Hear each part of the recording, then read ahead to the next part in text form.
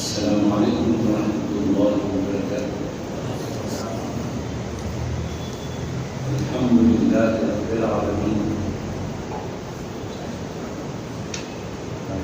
والصلاة والسلام علی سید الانبیاء والمرسلین وعلی آلہ الطیبین الطاہرین واصحابہ اجمعین اجمعین۔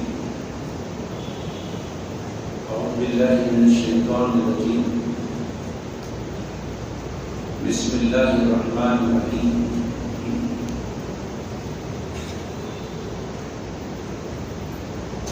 واشکرونی ولا تکفرون، صدق اللہ مولانا العظیم وصدق رسولہ النبی الامین الکریم، ونحن على ذلك من الشاهدين والشاكرين۔ إن الله وملائكته يصلون على النبي يا أيها الذين آمنوا صلوا عليه وسلموا تسليما۔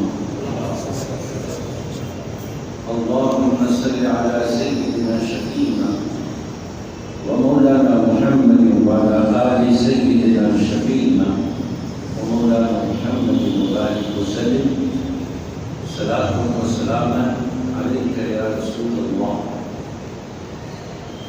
اللہ تبارک و تعالیٰ کا فضل و کرم ہے کہ اس نے ہمیں اپنا انعامدار مدنی تاجدار دو عالم کے مالک و مختار گلشن ہستی کے ولی فصل بہار سید عالم نور مجسم راحت آدم و دنیا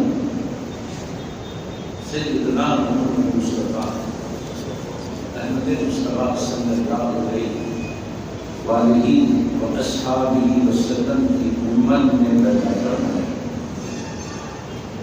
ہم اور آپ ارحم الراحمین کی بارگاہ میں جمع دعا کرتے ہیں پروردگار ہمارے عبادات کو اپنے حبیب صلی اللہ علیہ وسلم کے بغیر شرف قبولیت عطا فرمائے۔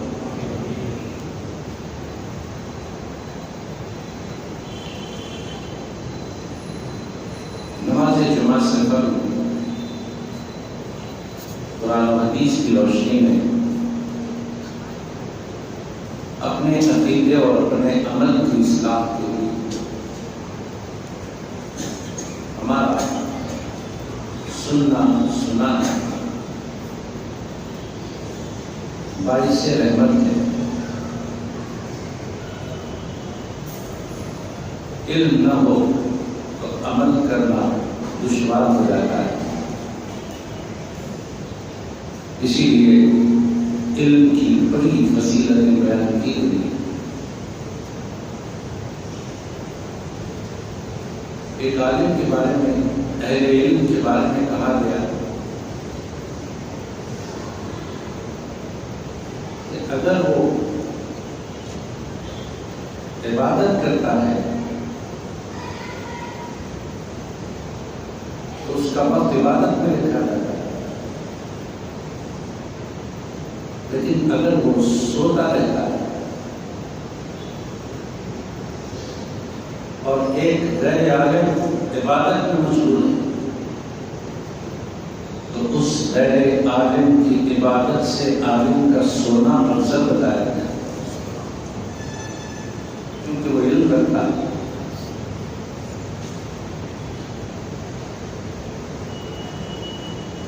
واقعات میں آتا ہے کہ ایک مرتبہ ایک شخص عبادت میں مشغول تھا، نماز پڑھ رہا تھا، اور ایک بندہ سو رہا تھا۔ شیطان چاہتا تھا کہ اس نمازی کی نماز میں وسوسے ڈالیں، اس کی نماز کو خراب کریں، لیکن اس نمازی تک پہنچنے کے لیے وہ گھبرا رہا تھا۔ جب پوچھا گیا کہ تو گھبرا کیوں رہا ہے، شیطان نے کہا میں اس نمازی سے نہیں گھبرا رہا ہوں، اس سونے والے بندے سے گھبرا رہا ہوں، کیونکہ وہ عالم دین ہے، اہل علم ہے۔ میں اس نمازی کو بہکاؤں گا اور وہ اس اہل علم سے مسئلہ پوچھے گا، پھر اپنی نماز صحیح کر دے گا، وہاں میری ہار ہو جائے گی، میں اس اہل علم سونے والے سے گھبرا رہا ہوں۔ یہ علم کی مجلس ہوتی ہے۔ نماز پڑھنا عمل ہے، عمل سے پہلے کچھ باتیں علم کی ہو جاتی ہیں، عمل سے پہلے کچھ باتیں عقیدے کی ہو جاتی ہیں، نماز سے پہلے کچھ باتیں نماز کو میرا والی نماز بنانے کی ہو جاتی ہے۔ یہ ہمارے لیے غنیمت ہے جو کچھ سلسلہ چل رہا ہے، اور جہاں جہاں بھی یہ سلسلہ ہے کہنے سننے کا، وہ غنیمت ہے۔ آج ہم نے ایک آیت مبارکہ پڑھی ہے آپ کے سامنے، جس میں اللہ تبارک و تعالیٰ فرماتا ہے وَاشْكُرُوا لِي،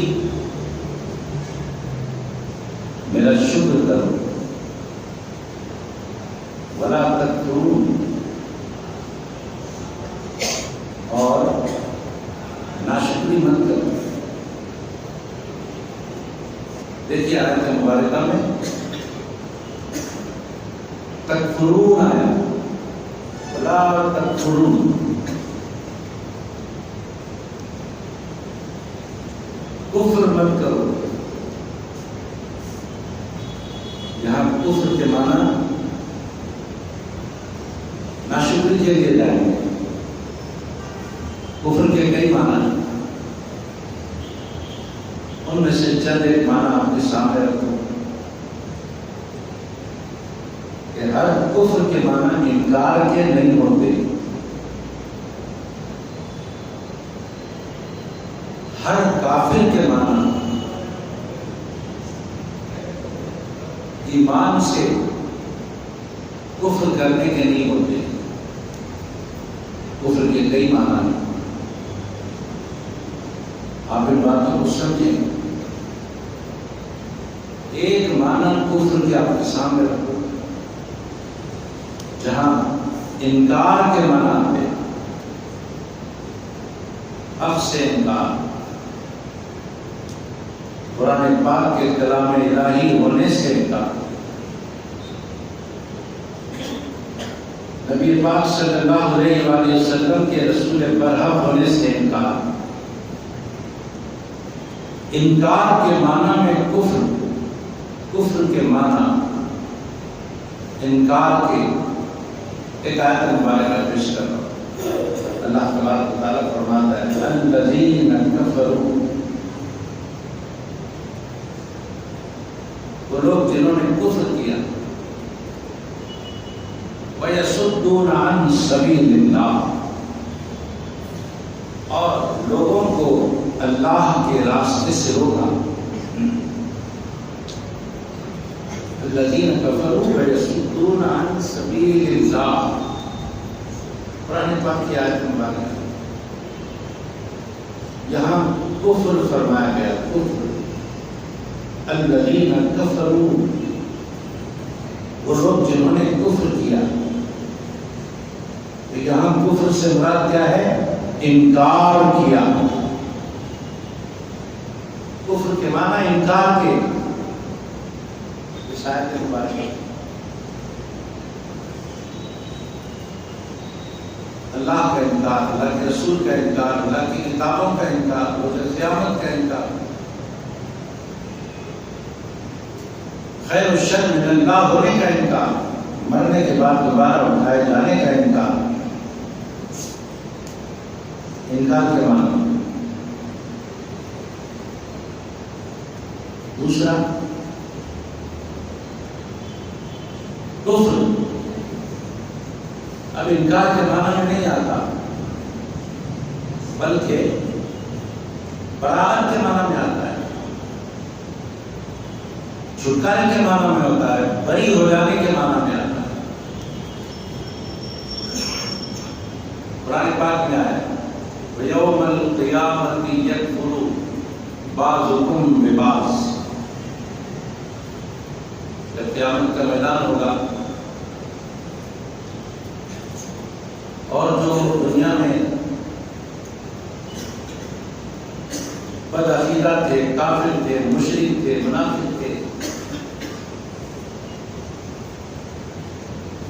وہ لوگ آپس میں ایک دوسرے پر الزام لگائیں گے کہ دنیا میں ہم نے کفر کیا تو فلاں کے کہنے پر کیا تھا، ہمیں تو معلوم نہیں تھا، ہم نے تو فلاں پر بھروسہ کیا تھا اور اس کی باتوں میں ہم آ گئے۔ دنیا میں کسی نے شرک کیا ہوا تو قیامت کے دن وہ اپنے شرک کا وبال کسی دوسرے پر ڈالنے کی کوشش کرے گا اور کہے گا کہ میں تو مشرک نہیں ہونا چاہتا تھا مگر فلاں کے کہنے پر میں نے شرک کیا۔ تو ایک دوسرے پر بعضکم ببعض یہ الزام لگائیں گے کہ انہوں نے مجھے کفر کی راہ پر چلایا، انہوں نے مجھے شرک کی راہ پر چلایا، اور جن پر الزام لگایا جائے گا وہ کہیں گے کہ ہم نے انہیں شرک کی تعلیم نہیں کی، ہم نے انہیں کفر پر نہیں چلایا، ہم اس سے بری ہیں۔ یکفر بعضکم ببعض یوم القیامہ، قیامت کے دن ایک دوسرے پر الزام لگائیں گے اور ہر آدمی بری ہونا چاہے گا اپنے الزام سے، خود کو بری کرنا چاہے گا کہ یہاں پر کفر انکار کے معنی میں نہیں، بری ہونے کے معنی۔ کفر کے کئی معنی ہیں، آپ کو بتا رہا ہوں، کفر کے کئی معنی جن میں سے دو معنی میں نے آپ کو بتا دی۔ ابھی یہ تیسرے معنی کفر کے، کفر کا تیسرا معنی آپ کے سامنے رکھتا ہوں۔ ہم دعا کرتے ہیں اللہ تعالیٰ سے، ربنا فاغفر لنا ذنوبنا وکفر عنا سیئاتنا وتوفنا مع الابرار۔ دعا کرتے ہیں ربنا فاغفر لنا، اے ہمارے پروردگار، فاغفر لنا ہماری مغفرت فرما، ذنوبنا ہمارے گناہوں کو معاف کر دے، ہماری مغفرت کر، جو کچھ ہم نے گناہ کیے ہیں وہ بخش دے،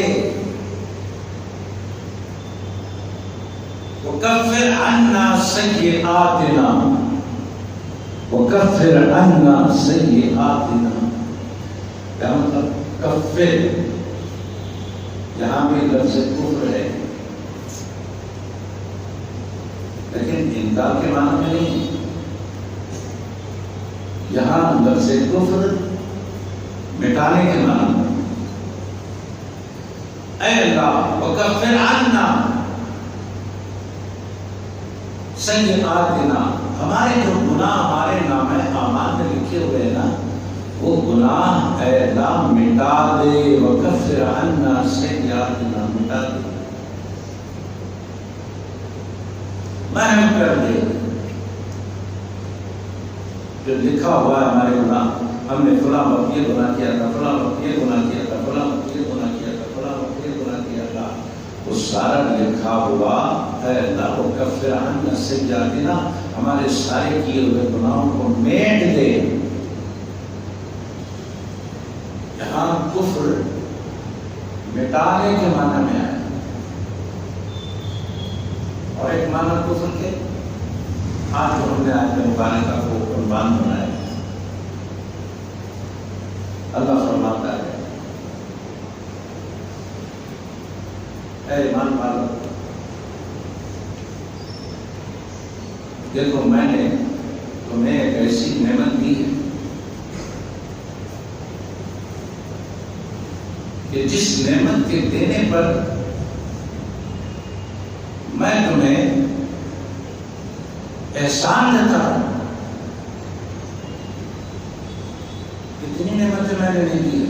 قرآن پاک میں آتا ہے کہ اللہ کی دی ہوئی نعمتیں جو بندوں پر اس نے کی ہے، اگر گننے بیٹھو تو گن نہیں پاؤ گے اتنی نعمتیں اللہ کی.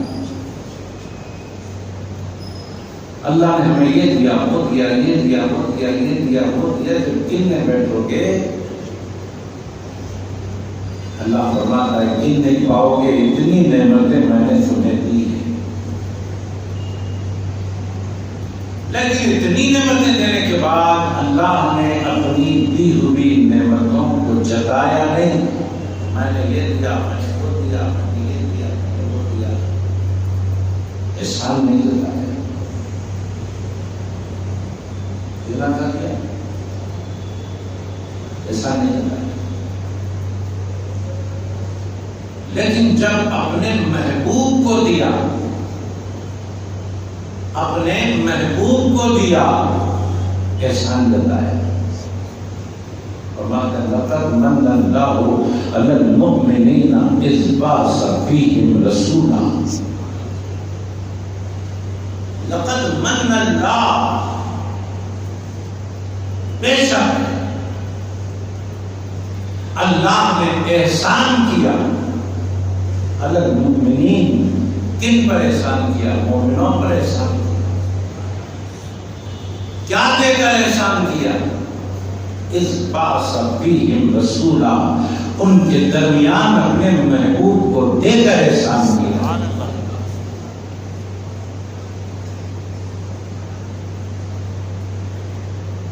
جب محبوب دیا ہے اللہ نے، احسان بھی جتایا. دیا کس کو؟ علی المؤمنین.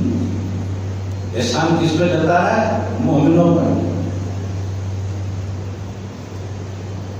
من اللہ علی المؤمنین، مومنوں پر احسان کیا. اذ بعث فیہم رسولا، کیا احسان کیا؟ یہ احسان کیا کہ انہی میں سے رسول مبعوث فرمایا، رسول دیا.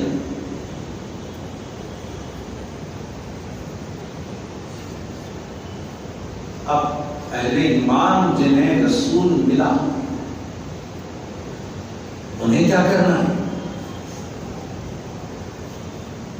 میں آپ کو اگر کچھ دوں تحفہ، یا میں آپ کی تعریف کروں، کچھ بھی آپ کے ساتھ احسان کروں، تو آپ کیا کہیں گے؟ شکریہ. یہ لفظ استعمال کریں. آپ میرے ساتھ کچھ احسان کا سلوک کریں تو میں آپ کو شکریہ ادا کروں. تو احسان پر شکر گزاری یہ تو طریقہ ہے. اب اللہ رب العزت نے احسان بھی کیا اور طریقہ بھی سکھایا. فرمایا کہ دیکھو میں نے اپنا محبوب تمہارے درمیان دیا، تمہیں کرنا کیا ہے؟ فاذکرونی، محبوب دینے والے خدا کو یاد کرتے رہنا.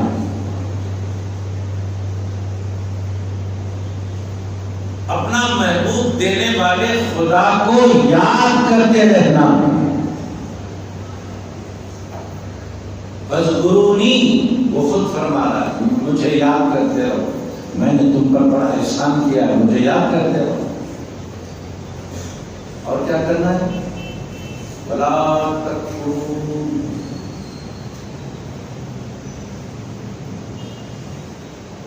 یہاں کفر کے معنی آیا.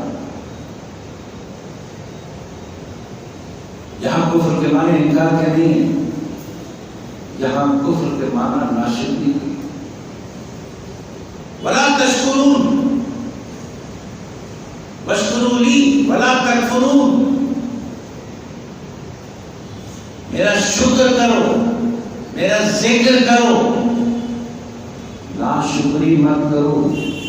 ولا تکفرون، ناشکری مت کرو.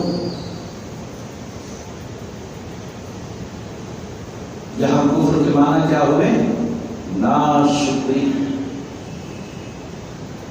الحمدللہ ہم اہل ایمان، ہم مسلمان اللہ کے اس احسان پر اللہ کو یاد بھی کرتے ہیں، اس کا شکر بھی کرتے ہیں، اور اللہ کی دی ہوئی اس نعمت کا ہم شکریہ بھی ادا کرتے ہیں، ناشکری نہیں کرتے۔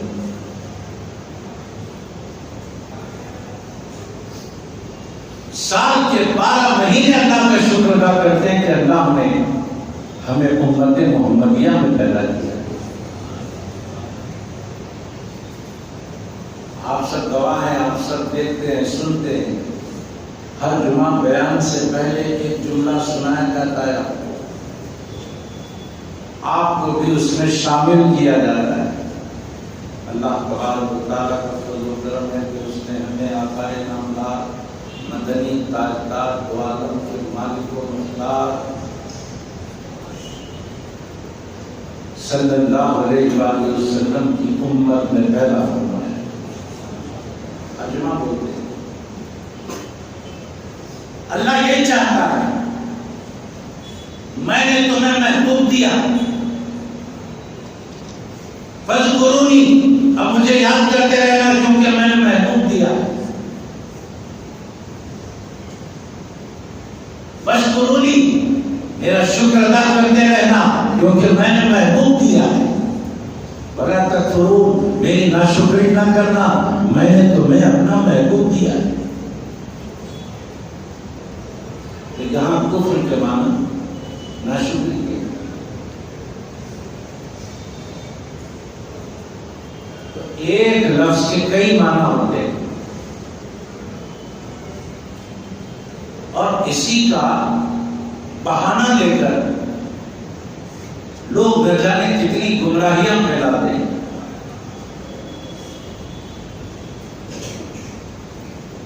لوگوں کو موقع مل جاتا ہے جب علم والے ہو جاتے ہیں نا، تو علم سے لوگوں کو نفع پہنچانے کی بجائے لوگوں کو مختلف حصوں میں بانٹنے کا کام کرتے ہیں، امت کو بکھیرنے کا کام کرتے ہیں۔ ایسی بہت ساری مثالیں ہیں۔ علم ایک ایسا ہتھیار ہے، اس سے ہم اچھا کام بھی لے سکتے ہیں، برا کام بھی لے سکتے ہیں۔ تو جو علماء اپنے علم سے اچھا کام لیتے ہیں ان کا نام رکھا گیا علماء حق، اور جو علماء اپنے علم سے برا کام لیتے ہیں، تفریق کا کام لیتے ہیں، ان کا نام رکھا گیا علماء سوء، برے علماء۔ علم تو ہے مگر علم کا فائدہ نہ خود اٹھاتے نہ لوگوں کو اٹھانے کے لیے موقع فراہم کرتے ہیں۔ آج کل ملت اسلامیہ کا ایک بہت بڑا المیہ چل رہا ہے۔ علماء دو قسم میں بڑھ چکے ہیں،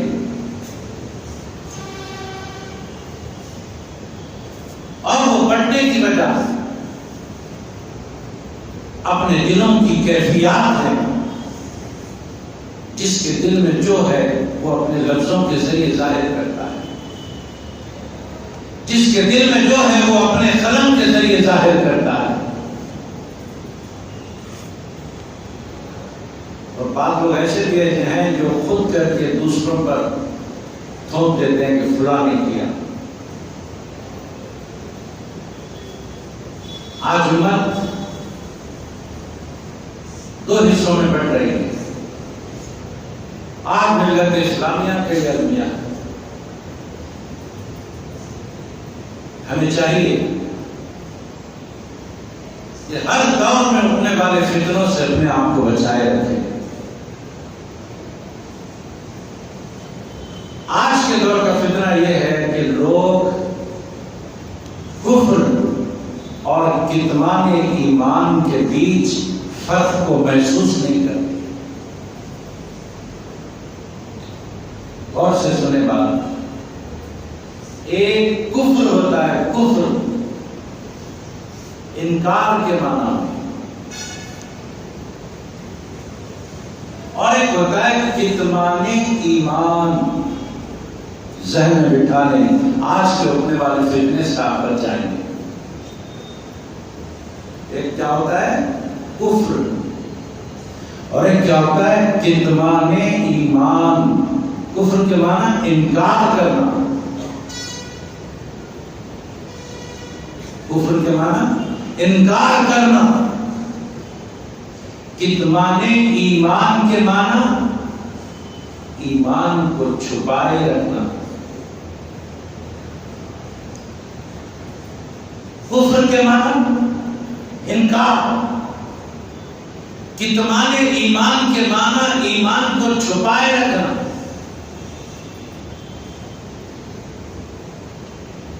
ایک آدمی وہ ہوتا ہے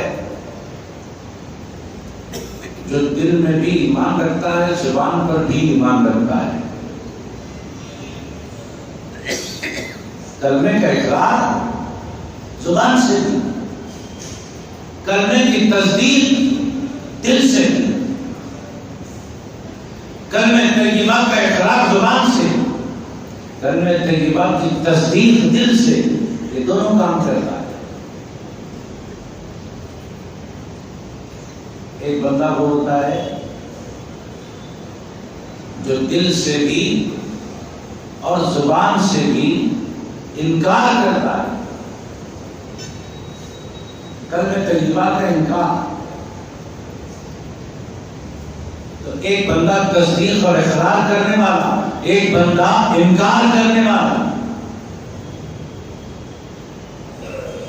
اور سنیں، ایک بندہ کلمہ طیبہ کا دل سے تصدیق، زبان سے اقرار کرنے والا، ایک بندہ زبان سے بھی انکار، دل سے بھی انکار. پہلے والا مومن ہے، دوسرے والا کافر ہے. اب تیسرا دل سے تصدیق تو کرتا ہے مگر زبان سے اقرار نہیں کرتا. دل سے تصدیق کرتا ہے، زبان سے اقرار نہیں کرتا کلمے کا.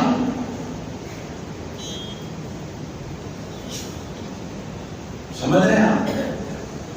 ایسے بندے کو کیا کہیں گے؟ جو دل سے کلمے کی تصدیق کرتا ہے، زبان سے کلمے کا اقرار نہیں کرتا، آخری دم تک بھی اقرار نہیں کرتا. ایسے بندے کو کیا کہیں گے؟ ایسے بندے کے بارے میں کہیں گے کہ یہ اللہ کے نزدیک مومن ہے. دل سے مان گیا نا کلمہ طیبہ، اللہ کے نزدیک مومن ہے. زبان سے اقرار نہیں کر رہا، ہاں نہیں کر رہا ہے، کچھ مجبوری ہے، کچھ حکمت ہے. زبان سے اقرار کرے گا تو حالات بگڑ جائیں گے، اسلام کو نقصان پہنچے گا. آپ سمجھ گئے ہوں گے میں حضرت ابو طالب کی بات کر رہا ہوں.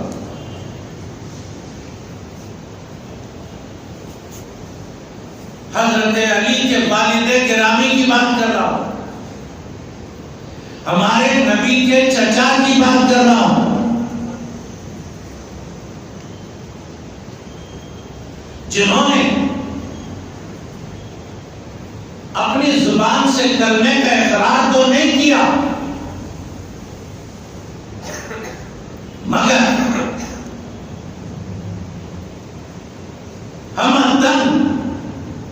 24 گھنٹے زندگی بھر اسلام اور نبی پاک سے وفاداری دکھائی.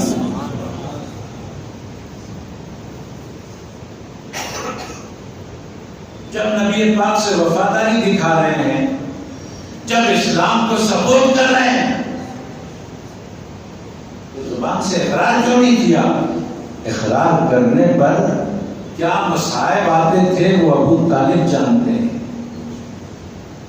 اگر میں کلمہ پڑھ دوں زبان سے تو پورا مکہ اور تمام اہل مکہ اسلام کو پھیلنے سے روک دیں گے اور محمد عربی صلی اللہ علیہ وآلہ وسلم کے کام میں رکاوٹ پیدا کریں گے، میں اپنی زبان سے اقرار نہ کروں تاکہ میں بیچ میں رہ کر ادھر اہل مکہ کو تھامتا رہوں، ادھر سرور کائنات اپنا اسلام پھیلاتے رہیں۔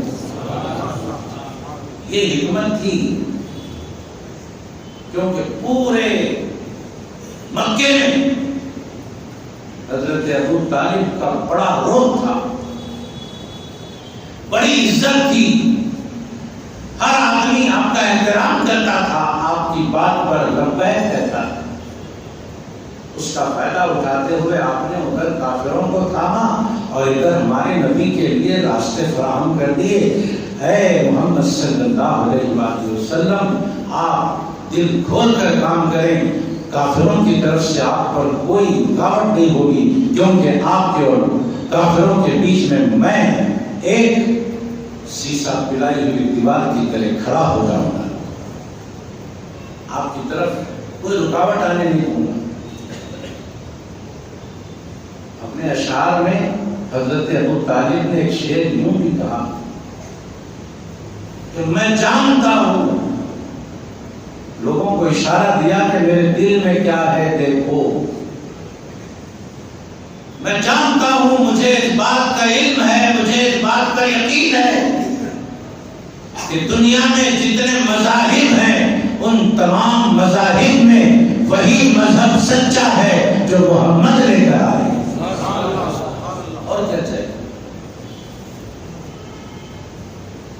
آج حضرت ابو طالب کو کافر بولنے کا فیشن چل رہا ہے، وہ تو کافر تھے، لوگوں نے فیشن بنا لیا، خدا ایسا مت بولو۔ وہ مومن تھے لیکن ایمان کو اپنے دل میں چھپائے ہوئے تھے۔ آپ کو قرآن پاک کے ذریعے مثال دیتا ہوں، قرآن کے ذریعے مثال سنو۔ فرعون کا نام تو سب نے سنا، کتنا بڑا کافر تھا فرعون۔ فرعون کے دربار میں ایک بندہ تھا، اور سے سننے کی بات، ایمان کو چھپائے رکھنا کتمان ایمان کہلاتا ہے، اور کتمان ایمان کے بارے میں آپ کو بتا رہا ہوں کہ ابو طالب نے بھی اپنے ایمان کو چھپائے ہوئے تھا۔ کیسے چھپائے ہوئے تھا؟ مثال دے رہا ہوں قرآن سے۔ فرعون کا دربار، اور دربار میں درباریوں میں ایک بندہ تھا، اس نے دیکھا کہ حضرت موسیٰ علیہ السلام دین کی دعوت لے کر فرعون کے پاس آئے، اور فرعون کو غصہ آیا اور وہ کہنے لگا کہ ان کا تو قتل کرنا چاہیے، یہ دین کی بات لے کر اللہ کو ایک ماننے کی بات لائے، ان کا تو قتل کرنا چاہیے۔ فرعون کا منصوبہ بنا۔ تو دربار میں ایک بندہ تھا جس کو سب کافر سمجھتے تھے،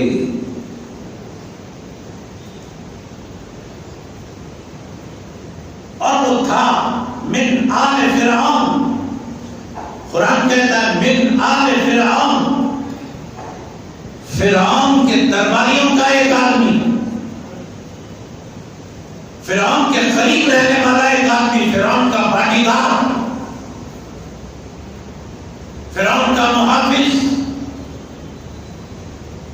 مومن ہو سکتا ہے؟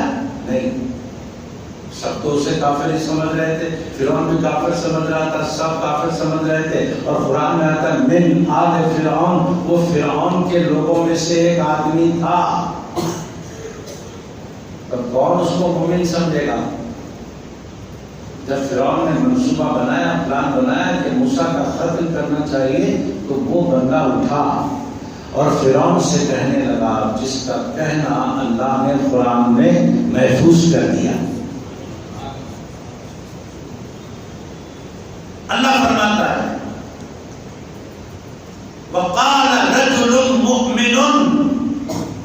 من آل فرعون.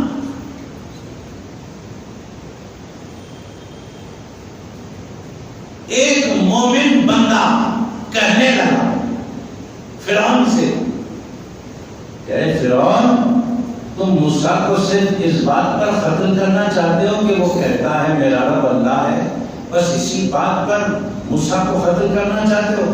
یہ تمہارا پلان اچھا نہیں ہے، تمہارا منصوبہ اچھا نہیں ہے، تم غلط کر رہے ہو. ایک بندہ اٹھ کر بولا. اس بندے کے بارے میں اللہ فرماتا ہے وقال رجل مؤمن، ایک مومن مرد اٹھ کر بولا.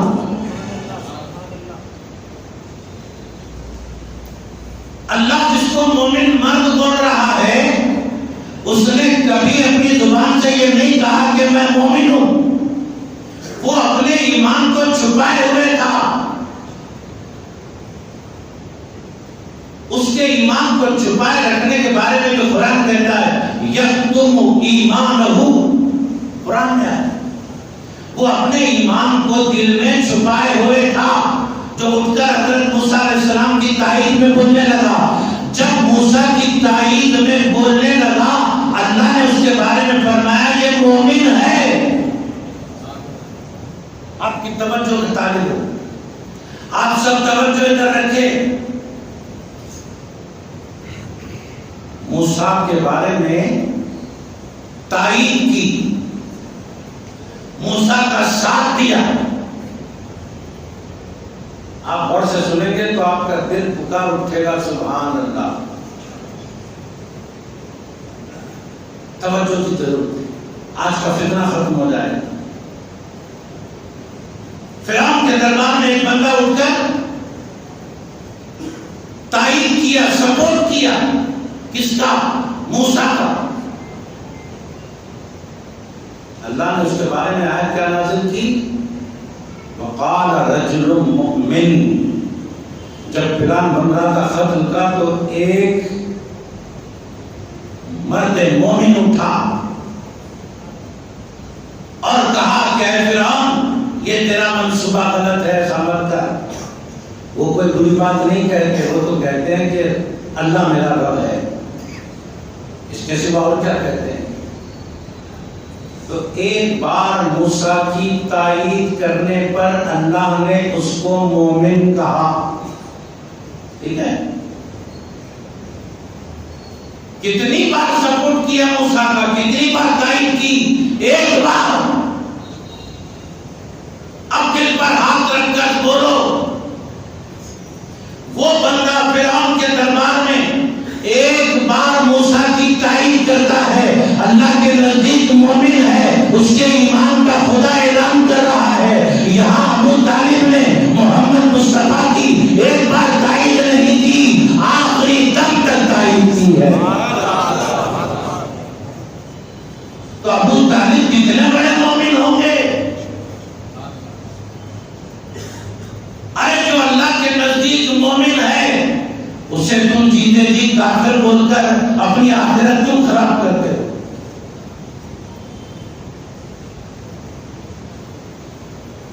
ابو طالب کے بارے میں خاموش رہو. بولنا ہی ہے تو مومن بولو، کافر مت بولو.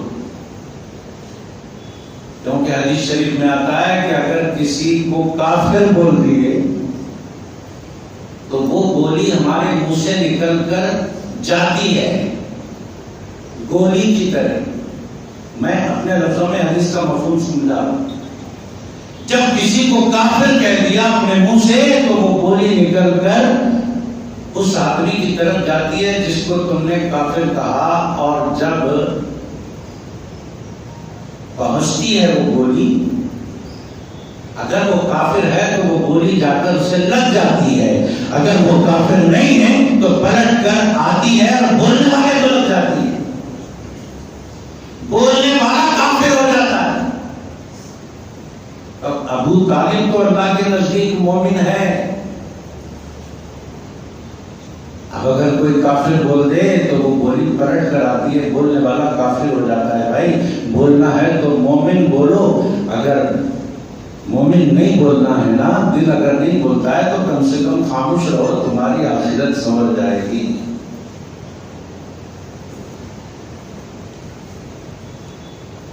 ابو طالب اگر مومن نہیں تو پھر کوئی بھی مومن نہیں.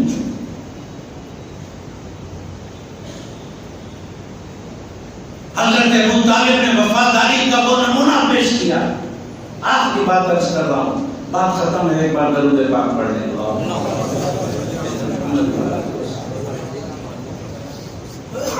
جب کافر ہمارے نبی کے دشمن ہو گئے تھے,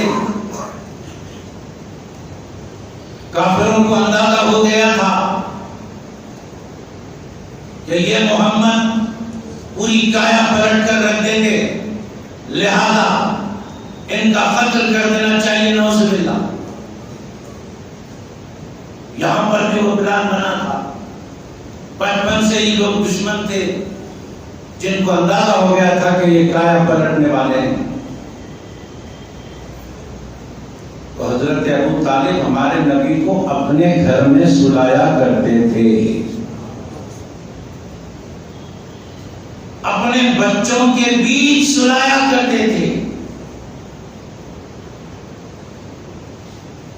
ہر بچے کا ایک بستر مقرر کر دیا تھا ابو طالب نے. یہ فلاں کا بستر, یہ فلاں کا بستر, یہ فلاں کا بستر, یہ فلاں کا, یہ فلاں کا. اس میں ایک بستر محمد کا صلی اللہ علیہ وسلم. سب کو معلوم, گھر کے اندر والوں کو بھی معلوم کہ بستر بچھایا جاتا ہے, فلاں کے بازو فلاں, فلاں کے بازو فلاں, فلاں کے بازو فلاں کا بستر ہوتا ہے. باہر والوں کو بھی معلوم کہ یہاں کی سیٹنگ ایسی ہوتی ہے. ابو طالب کو معلوم تھا, گھر والوں کو بھی پتا ہے, باہر والوں کو بھی پتا ہے کہ محمد کا بستر کون سے نمبر پر ہے. لیکن ان کے دل میں خیال آتا ہے کہ کہیں وہ نمبر یاد رکھ کر کوئی دشمن گھر میں کود نہ پڑے اور اس نمبر کے بستر والے پر وار نہ کر دے, کہیں محمد ہلاک نہ ہو جائیں, قتل نہ ہو جائیں. سب کو معلوم ہے کہ محمد عربی کا بستر نمبر کیا ہے. سب سوتے رہیں گے, دشمن آئے گا سیدھے فلاں بستر پر آئے گا اور وار کر دے گا. تو کیا کرتے حضرت ابو طالب پتا ہے؟ وفاداری اسے کہتے ہیں بھائی, وفاداری. زندگی بھر وفاداری کی. وہ موسیٰ کا چاہنے والا ایک بار وفاداری کی بات کیا تھا, اللہ نے مومن کہہ دیا. زندگی پر جو وفاداری کرے اسے کافر کہتے ہوئے شرم نہیں آتی. تمہارا ایمان کب بچے گا انہیں کافر کہتا ہے. تو کرتے کیا تھے بستر کے معاملے میں؟ جیسے ہی رات کا شروعات کا حصہ ہوتا سب کو سلا دیتے اور ہمارے نبی کے بستر پر ہمارے نبی کو سلا دیتے. جب رات کا کچھ حصہ گزر جاتا سب سو جاتے. جب سب سو جاتے تو آہستہ سے آ کر ہمارے نبی کو وہاں سے اٹھاتے اور دوسرے اپنے بیٹے کے بستر پر سلا دیتے اور اپنے بیٹے کو لا کر جہاں سلاتے جہاں نبی سو رہے ہیں.